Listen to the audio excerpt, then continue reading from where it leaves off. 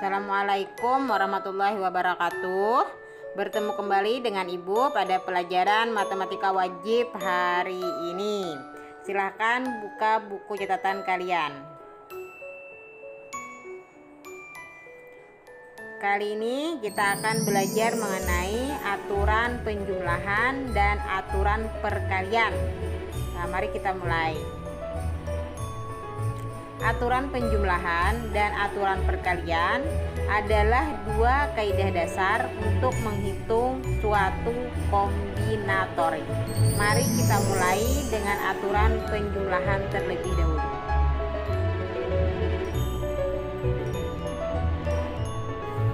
Pengertian aturan penjumlahan adalah sebagai berikut. Jika terdapat n peristiwa yang saling lepas, dengan K1 adalah banyaknya cara pada peristiwa pertama. K2 adalah banyaknya cara pada peristiwa kedua. Dan seterusnya. Kn adalah banyaknya cara pada peristiwa ke n. Maka banyaknya cara untuk n peristiwa secara keseluruhan adalah K1 ditambah K2 ditambah dan seterusnya ditambah Kn. Aturan penjumlahan biasanya digunakan untuk beberapa kejadian yang tidak mungkin terjadi secara bersamaan dan biasanya dihubungkan dengan kata penghubung atau. Untuk lebih jelasnya, mari kita simak contoh berikut ini. Contohnya, dari kota A ke kota B, ada beberapa jenis angkutan yang dapat digunakan. Ada 4 travel, 2 kapal laut, dan 1 pesawat terbang yang dapat dipilih. Ada berapa total cara berbeda untuk berangkat dari kota A menuju kota B. Dalam hal ini, kita bisa menggunakan salah satu di antara 4 travel atau salah satu di antara 2 kapal laut atau menggunakan pesawat terbang. Jadi, banyaknya cara berbeda untuk berangkat dari kota A menuju kota B adalah 4 ditambah 2 ditambah 1 ada 7 cara. Sekarang coba perhatikan contoh yang Ibu berikan pada pertemuan sebelumnya. Di rumah Lukman itu ada 3 jenis sepeda, 2 jenis sepeda motor, dan 2 mobil yang berbeda. Maka cara untuk Lukman menggunakan kendaraan yang ada di rumahnya itu adalah untuk sepeda ada 3 pilihan. Kemudian untuk sepeda motor ada 2 pilihan dan mobil ada 2 pilihan. Jadi banyaknya cara yang bisa dia gunakan adalah 3 ditambah 2 ditambah 2 sama dengan 7 cara.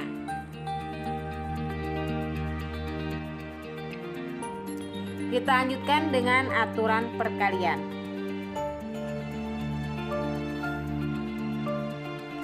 Perhatikan masalah berikut.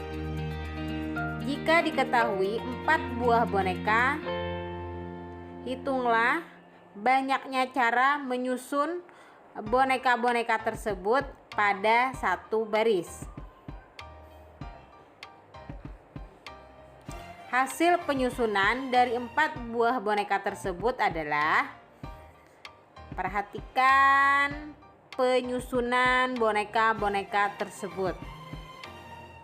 Nah, dari sini terlihat semuanya ada 24 cara penyusunan. Bagaimana kita memperoleh nilai 24 ini? Untuk memperoleh hasil 24 cara ini, langkah-langkahnya adalah sebagai berikut.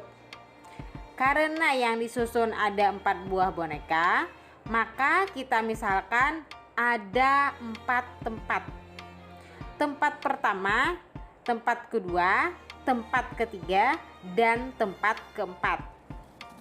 Untuk tempat yang pertama, kita bisa memilih salah satu di antara 4 buah boneka tersebut. Bisa boneka yang berkerudung merah, atau yang berkerudung kuning, atau berkerudung hijau, atau berkerudung biru. Nah, maka untuk tempat pertama ada 4 kemungkinan atau 4 cara. Untuk tempat kedua, caranya adalah sebagai berikut. Andaikan tempat pertama sudah terisi boneka yang berkerudung merah, maka tempat yang kedua kemungkinannya ada 3, yaitu kerudung kuning, kerudung hijau, atau kerudung biru. Jika tempat yang pertama kita pilih boneka dengan kerudung kuning, maka tempat yang kedua kemungkinannya ada 3 juga, yaitu boneka dengan berkerudung merah, kerudung hijau, atau kerudung biru. Jika tempat yang pertama kita pilih boneka dengan kerudung hijau, maka tempat yang kedua kemungkinannya adalah boneka dengan kerudung merah, kerudung kuning, atau kerudung biru. Dan jika tempat yang pertama dipilih boneka dengan kerudung biru, maka tempat kedua kemungkinannya adalah boneka dengan kerudung merah, kerudung kuning, atau kerudung hijau. Dari 4 kemungkinan ini, ternyata untuk tempat yang kedua kemungkinannya ada 3. Maka pada bagian ini tempat yang kedua kita isi dengan 3 cara. Untuk mengisi tempat yang ketiga, caranya adalah sebagai berikut.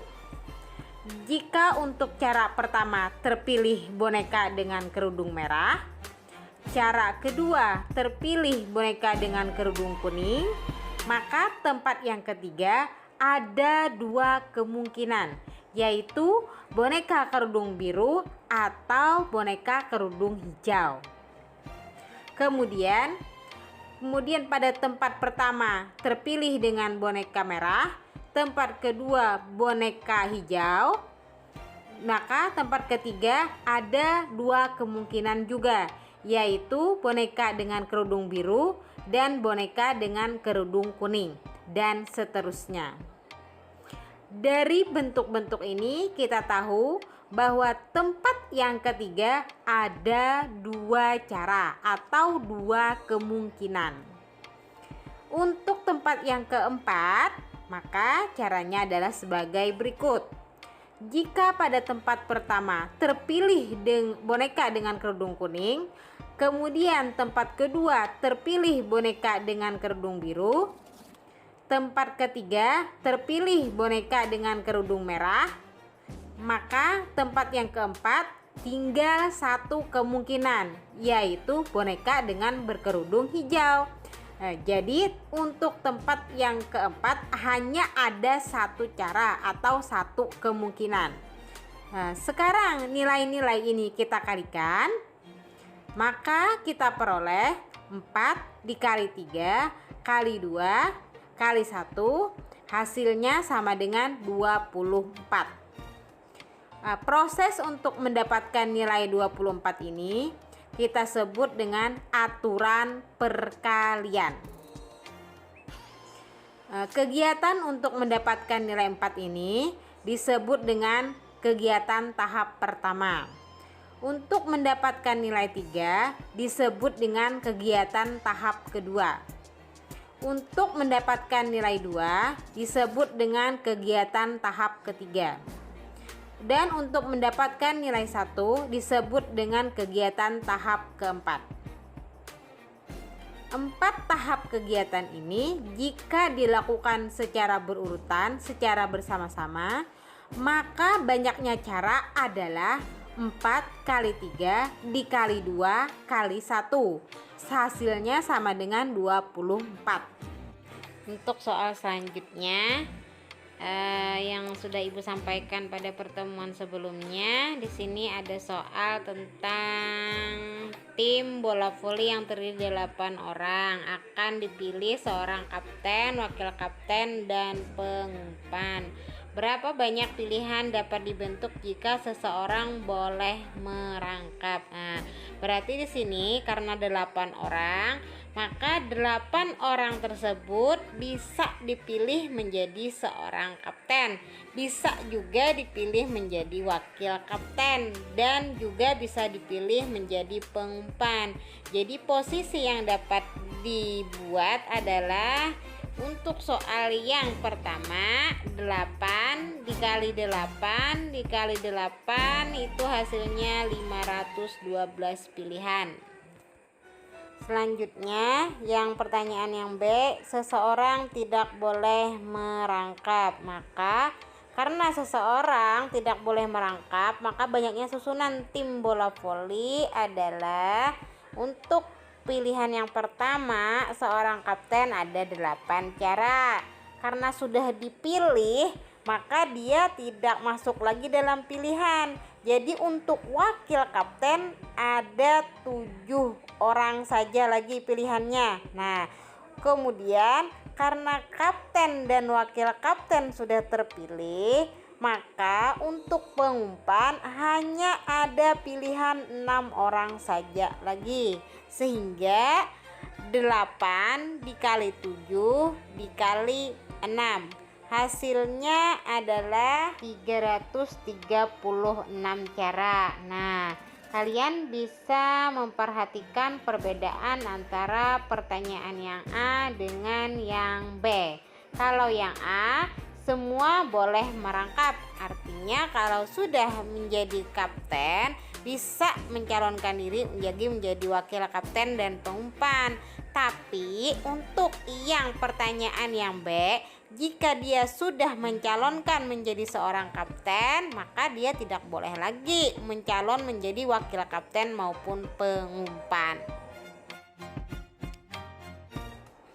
Kesimpulannya, jika suatu kegiatan terdiri dari N tahapan yang saling lepas, dengan tahapan pertama ada K cara, tahapan kedua ada L cara, dan seterusnya, tahapan ke N ada R cara, maka kegiatan tersebut dapat dilakukan secara berturut-turut dengan K kali L kali dan seterusnya kali R cara.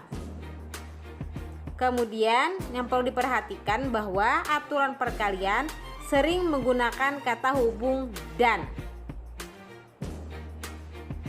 Oke, sampai di sini dulu.